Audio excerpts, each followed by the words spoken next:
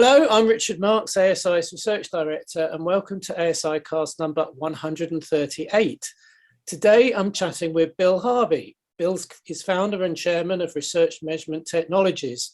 Now, Bill pioneered the development of set-top box data for audience measurement in his days at Next Century Media and then TRA, and has had an extensive career in the varied approaches to video measurement. At some points in our career, we've no doubt been rivals pitching to the same clients. Now, as listeners will know, we're at a very fluid point in video currency measurement at the moment, particularly with the highly unstable situation in the US that we've been covering in some of our recent podcasts. We thought it might be interesting to have a chat with Bill about the current state of measurement and the relative merits of the various tools that are out there. Now, it's been commented before that in the past, measurement may have been more like being a farmer, gathering data from lovingly tended crops or panels. Arguably today, it's now more like being a chef, combining a range of measurement ingredients from different sources. So let's examine the current state of some of those ingredients. Now, just a word of warning, we're not planning to talk about specific companies, their offerings, or the current politics, but the pros and cons of the different approaches based on our hands-on experience. So this should be of interest to all practitioners, regardless of which market you're working in. So firstly, welcome to the podcast, Bill. Well, thank you for having me here. 138, wow, what an impressive record. I know, I think it's 6 years we've been going, so we didn't quite realize we'd get this far, but let's kick off with a topic that I know is close to your heart, Bill, which is return path data from set-top boxes and streaming services. How do you think they fit into the measurement picture now compared to when they first came on the scene over a decade ago? Well, you know, my approach has always been to use them as a supplementary measure. We were never out to displace the incumbent or anything like that. But we felt, in fact, I tried many times years ago to bring local TV measurement up a step or two with set-top box data, suggesting not only to the cable companies and the other MVPDs, but also to Nielsen that it would be a great way to improve local TV market measurement. And then at TRA, I used it mostly for reaching particular audiences, such as heavy swing purchasers of specific CPG brands in order to maximize ROI. So it was always, in my mind, something that would add to rather than displace metered panels and such. But today, much more ambitious contemplations are based around the set-top box. And like everyone's using it now, which is kind of a great thing. You know, I think I mentioned that I'm getting an Emmy for the pioneering development of set-top box data. So it's kind of fun for me to see this. Obviously, the fact that it now does replace diaries in local TV measurement in the US is an enormous improvement. Diaries were just so inadequate for what's going on now.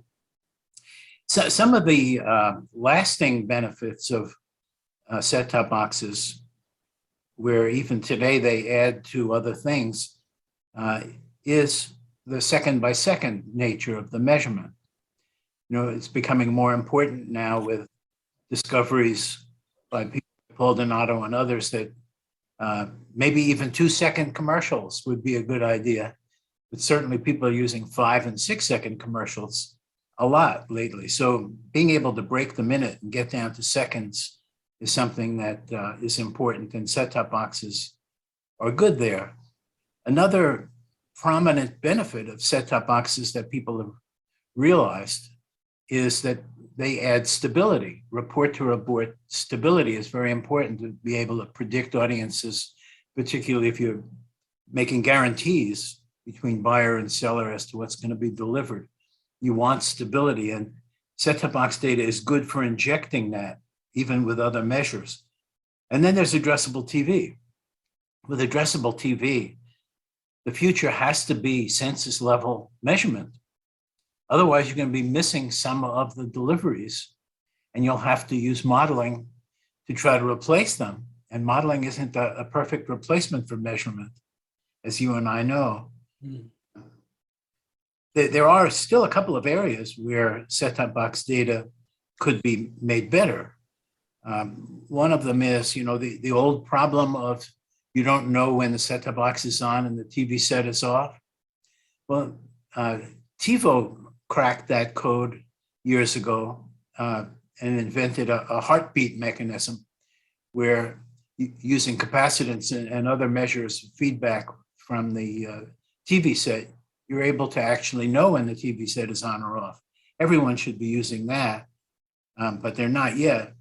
And then there's this new problem that set-top boxes didn't have before, where when it's connected to a smart TV and the smart TV goes off the reservation and goes into the internet and starts looking around, the set-top box, most of them, not all of them, but most of the providers of set-top box data, it still reports being on the last of the traditional channels that it was into through its own tuner. So still room for improvement, but I think set-top boxes are making a very positive contribution, and it makes me happy. Mm.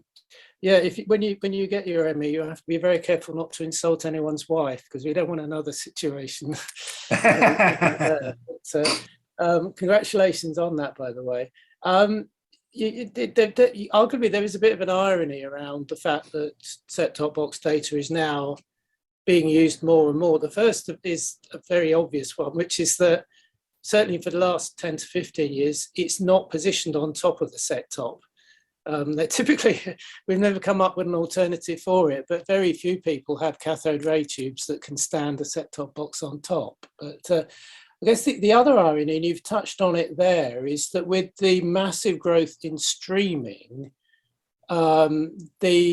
it means that the assumption that most of the content going through a TV screen is coming from a set-top box is increasingly diminishing. And I know that latest stats show that most of the growth in connected streaming viewing is coming from apps within sets as opposed to connected digital boxes.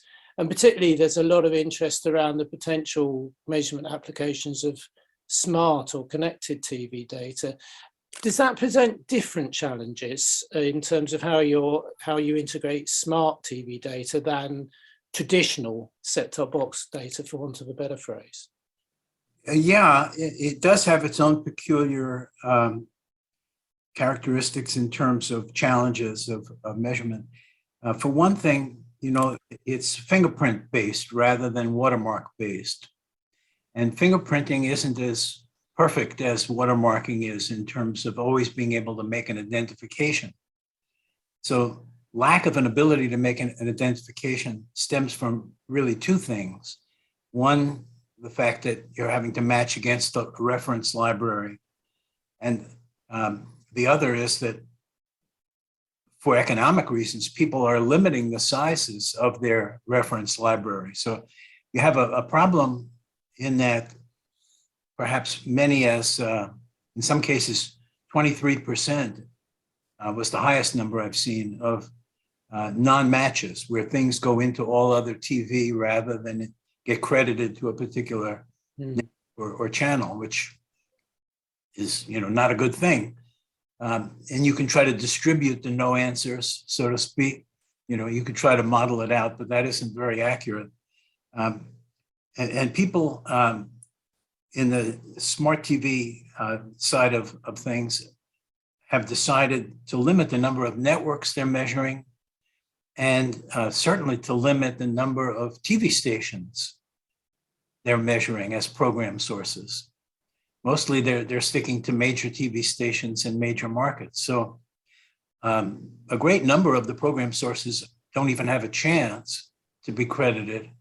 And then there is this other error that occurs all too frequently to not enable a match. So, one of those things is easily fixed.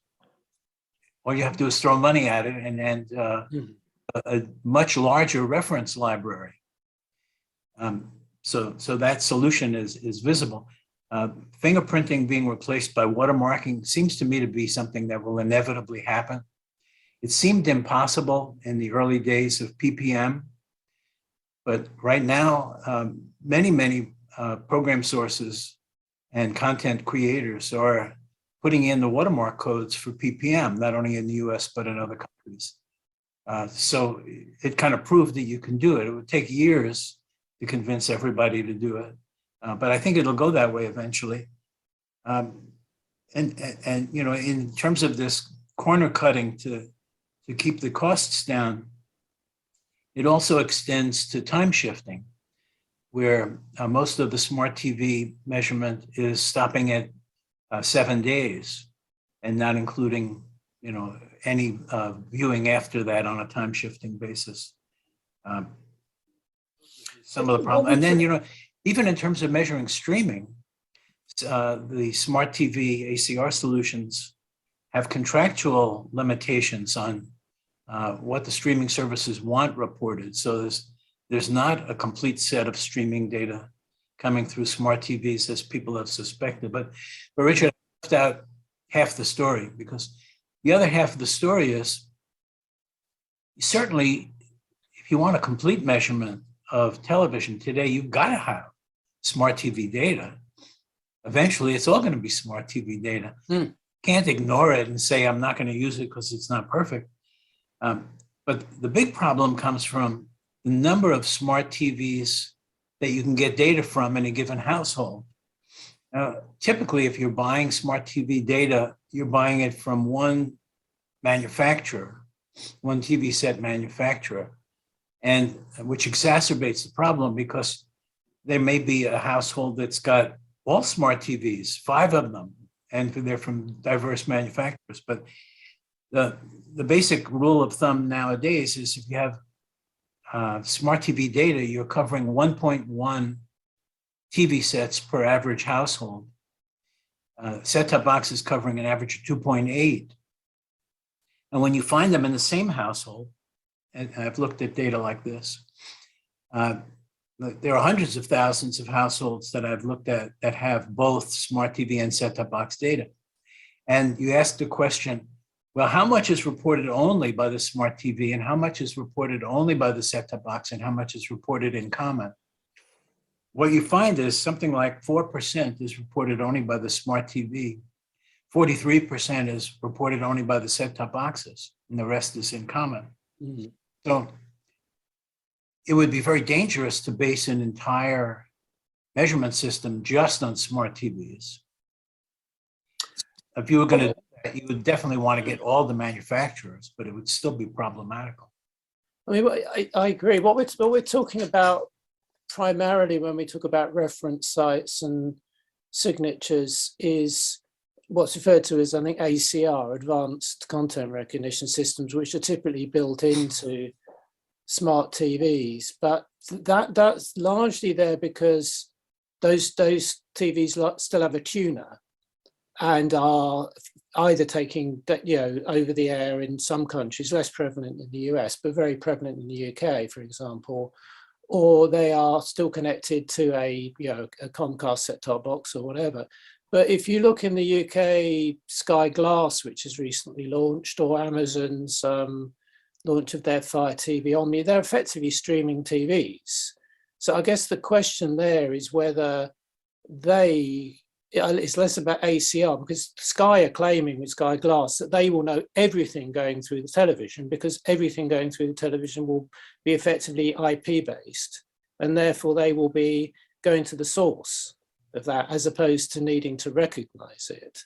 So it's interesting, it's almost coming full circle to where perhaps the actual smart TV becomes the set-top box data, if you see what I mean, as opposed to having to use ACR. I don't know how, we're probably a decade away from that, but there's going to be almost like a third type of data source, which is pure play streaming TVs. I know you can buy TV sets without tuners in some markets now, which solves a lot of problems. Well, you know, the streaming data is at the server, So there are scenarios in which all of the networks, streaming networks, get together and pool their data, maybe have the MRC accredit it and make sure it's no fraudulent hypoing, et cetera.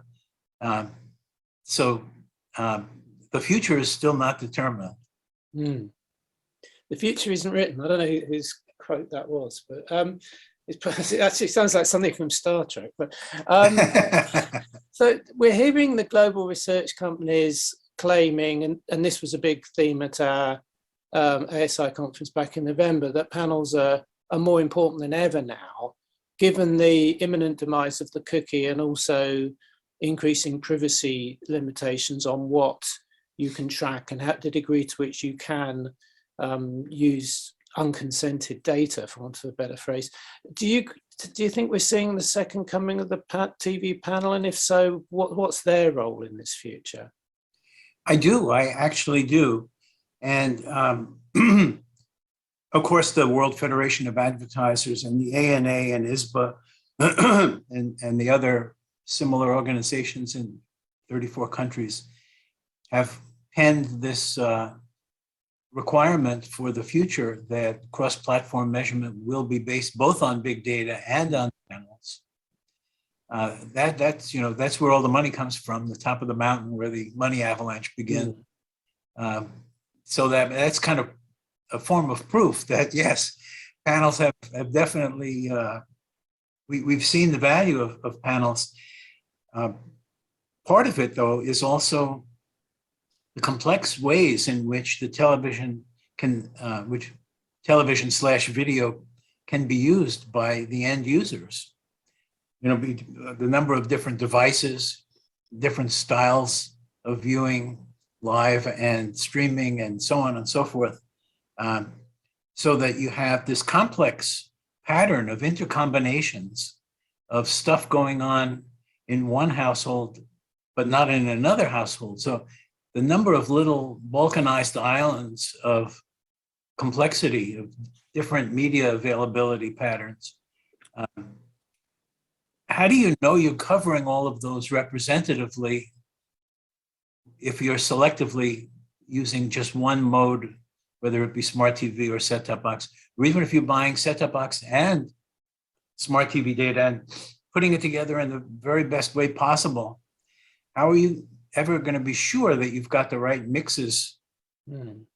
Homes that have, for example, set-top box data and smart TV data and connected TV data and device level, other non-TV device viewing levels. How do you know you've got the right mix of those in your sample of homes that can use TV that particular number of different ways?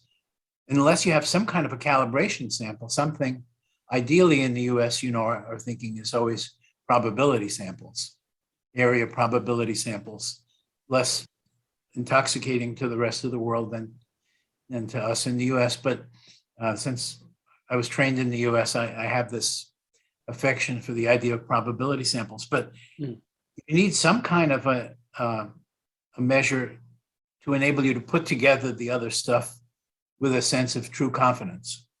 I mean, maybe you don't want to go that way. Maybe you want to go, you don't need that degree of confidence. All you need to know is, this is the pattern today. It's going to be pretty stable tomorrow. We can make a deal based on this CPM against this target. And we can, as long as we stick with the same measurement system for the post as in the pre, it may not even matter whether it's real or not, or true or not, but we've made a deal and we can carry out the deal. People think that way now. It's an unusual way to think for anybody who's been a research person.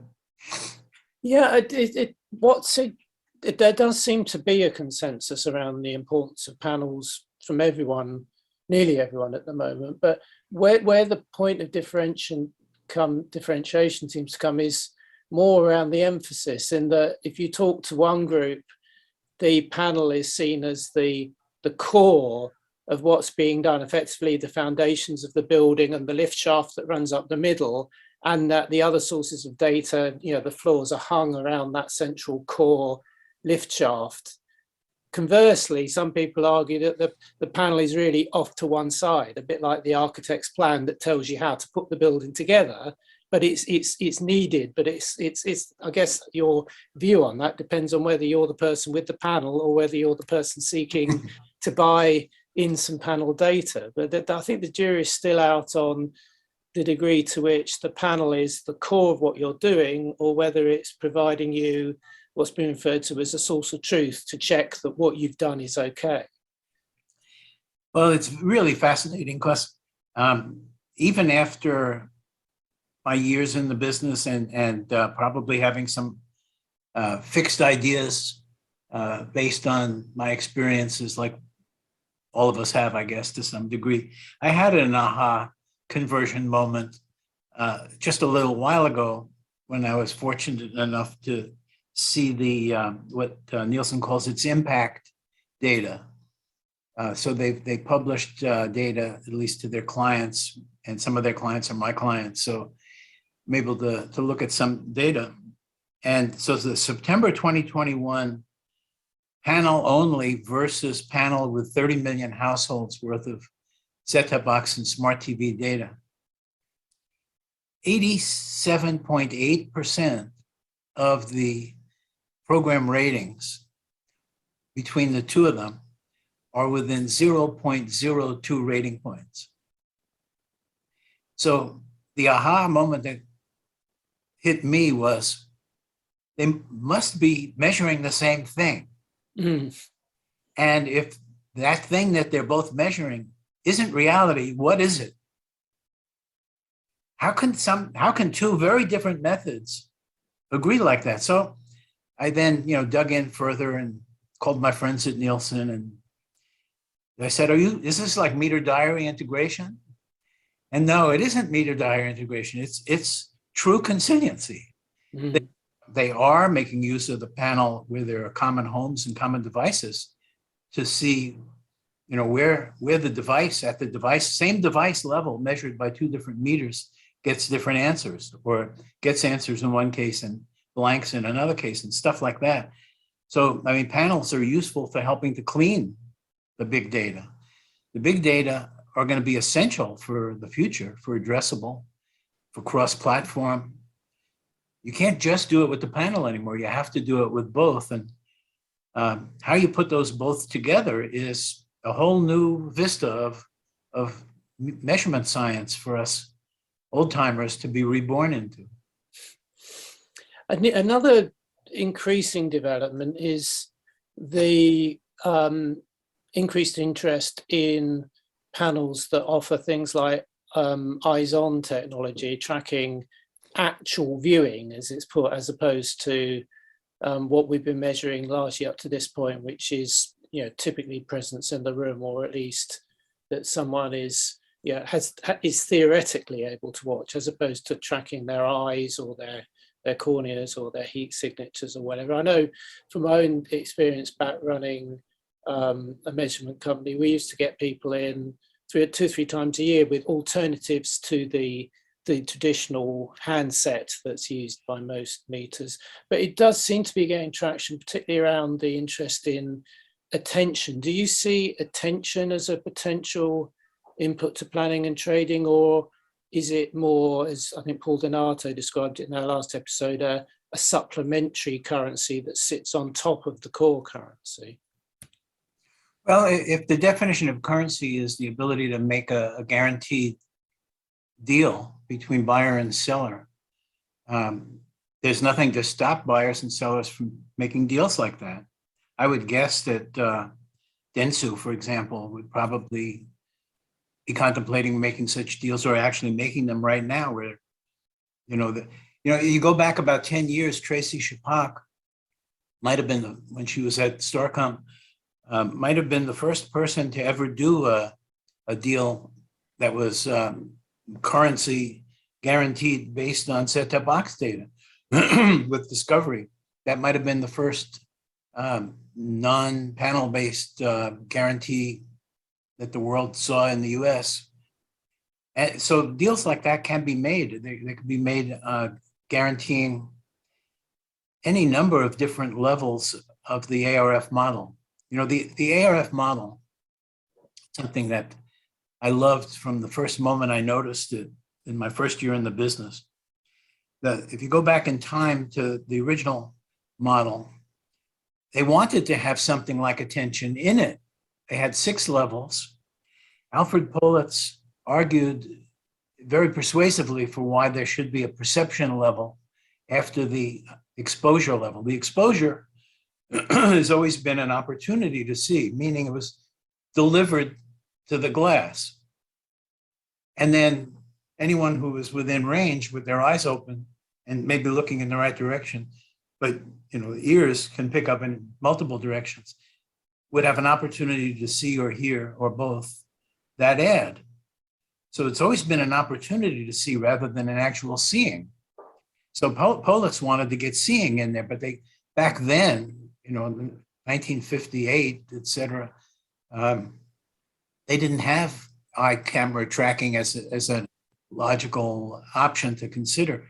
So they didn't include it in the model. But then in 2002, when Erwin Efron and Jim Spaeth and Bill Moran and Denman Maroney and Phil Brandon and I updated the ARF model, which had been attempted by Paul Chook and never got past the ARF board, but we lucked out. And so we got a couple of more measures in there, including attention. And the problem with making guarantee implies that the media owner has some control over something. If, once you get past the opportunity to see and the attention, some of that, maybe most of it, is coming from the creator. Exactly, yeah. And so if the media owner is making a guarantee based on attention, doesn't the media owner have to get an ASI pretest verifying that it's a potent commercial that will get attention, at least at a normal level? Or don't you need to cover yourself?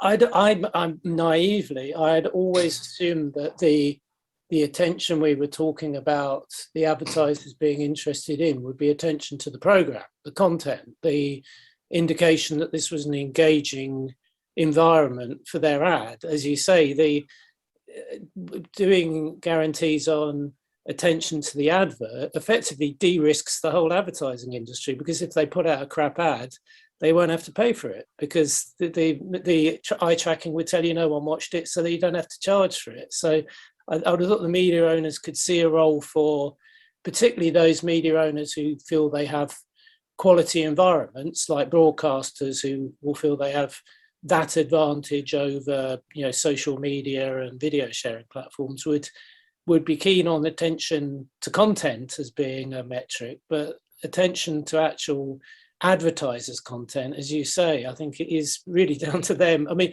they'll want to measure it, but that's been measured. How successful ad creative is obviously pre-tested and for decades. So that's less of an issue. But it's a fascinating topic, and one we often return to at ASI, because I know the Attention Council and a former colleague of mine, Andy Brown, is involved in very much in raising awareness around attention. But I'm conscious of time, Bill. I wanted to ask you, what else is there out there that you're aware of that a good measurement chef might be needing to consider as possible ingredients? What else is on the horizon, do you think? Well, this is very similar to attention. So let me start by adding a little more about attention and then transitioning. So the value, I always called it media impact. I always imagined, and I wasn't the only one, that the purpose, this was never said actually anywhere in writing, but I always imagined that the purpose of the ARF model was that it was a blueprint, a plan looking into the future where we were going to go up level by level.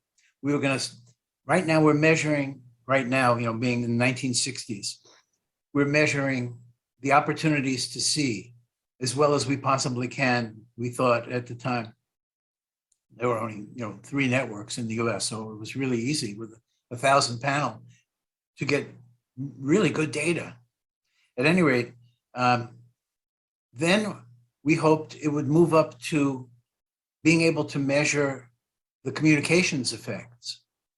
And we would actually have like a Nielsen report to open, and we'd have all of the different media choices, and it would give us some measures of communications effects, either recall or the level above it, persuasion.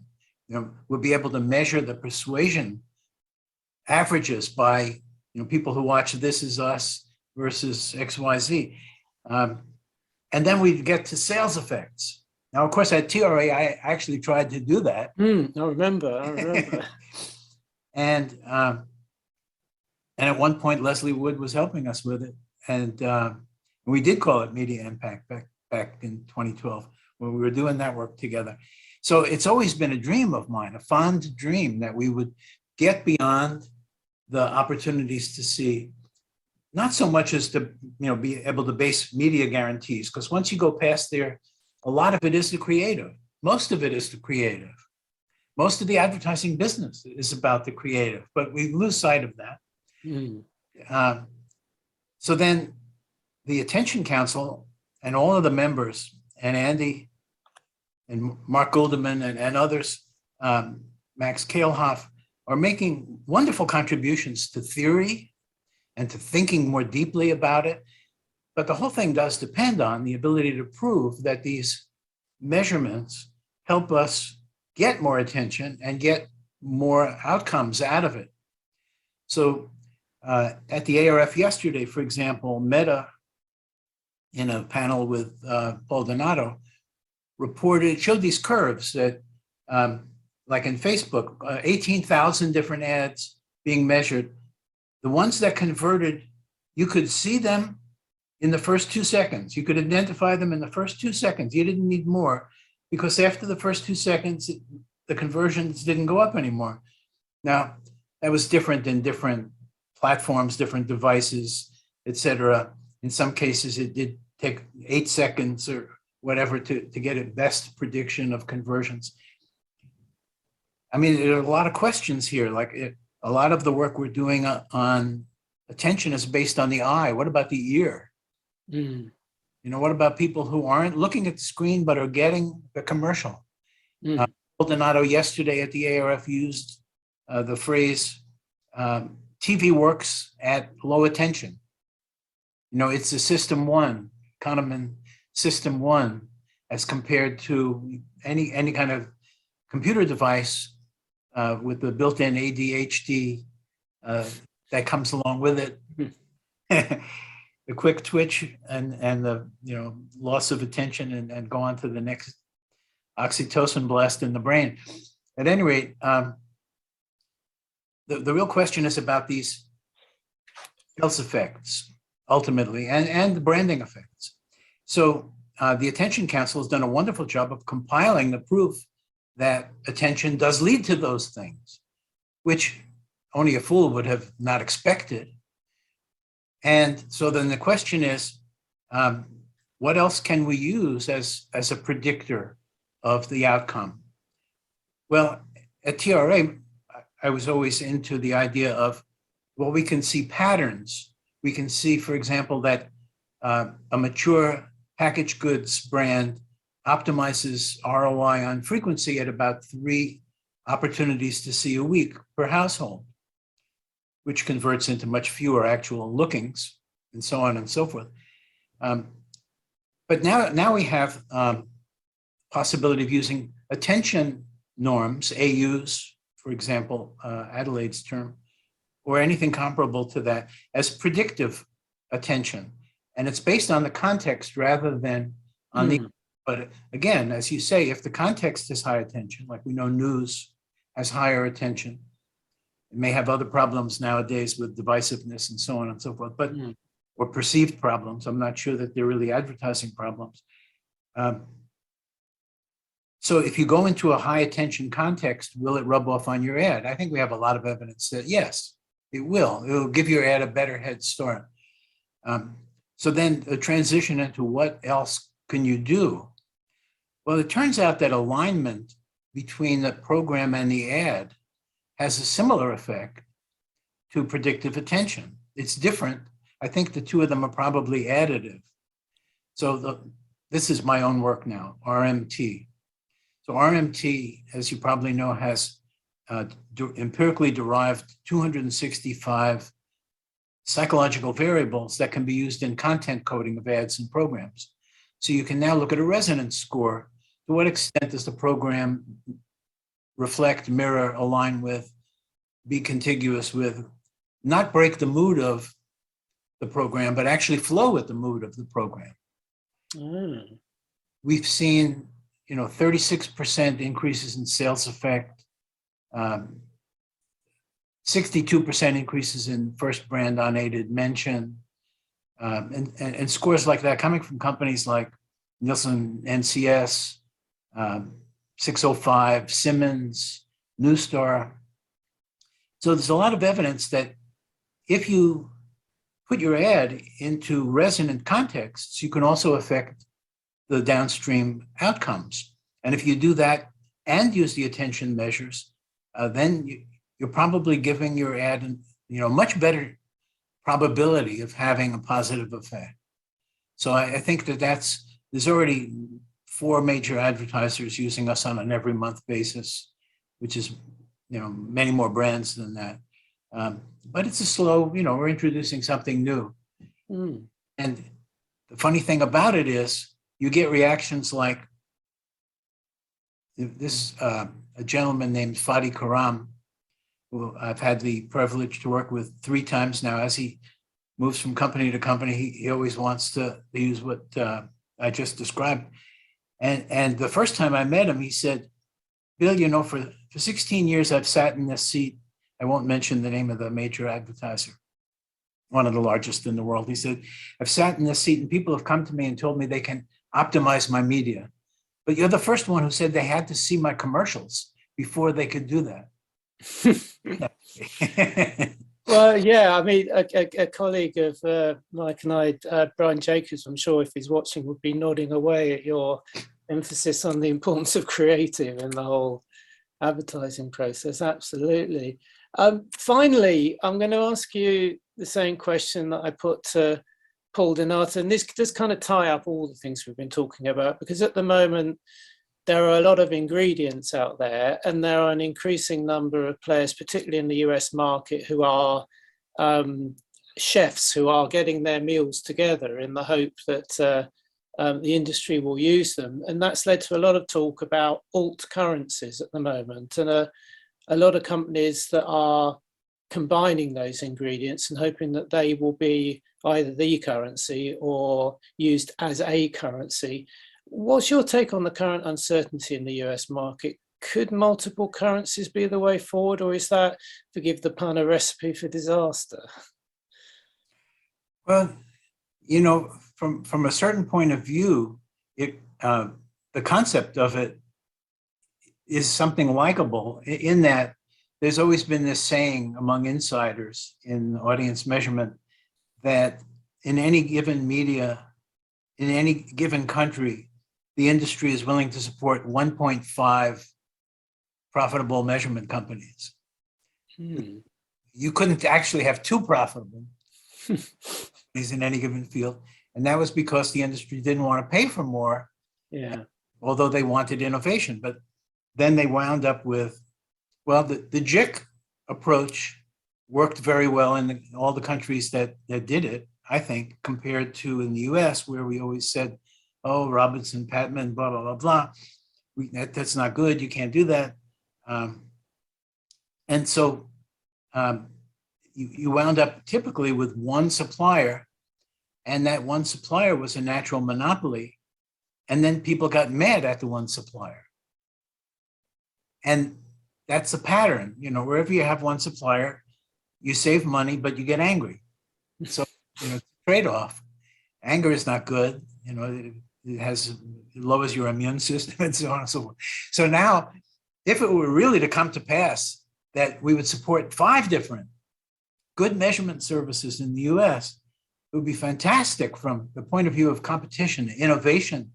We'd speed up the gears of progress. I would love it. But would it cause confusion? Yeah, I think so. I mean, the first thing that would happen is you would see, gee, why does this network prefer this measurement service? Mm. Oh, gosh, there'll be a high correlation between the number of cases where they're getting a higher number from that measurement service. And that, yeah, it's a correlation of like a 0.8. I wonder if that has anything causative or if that's just accidental. You know, that'll be the first thing. So that would sow doubt and so on. But where will it actually pan out? I think there'll be a lot of experimentation. It'll be very healthy. It already is speeding up innovation from everybody, every side. People are doing things that they didn't do before, and they're doing them faster. And they're trying to exceed each other in quality and thinking about things and getting deeper into them. It's a wonderful time to be in the business. Mm. Well, that's a great note to end on, really, because that's one of the reasons why I thought it'd be a great time to talk to you with your vast experience of what's going on and also your ongoing work. So thanks for making time to speak to us. I'm sure we'll catch up again in the not too distant future, and plenty to chew on in that conversation. So thanks a lot, Bill. Thank you. I look forward to talking to you again soon.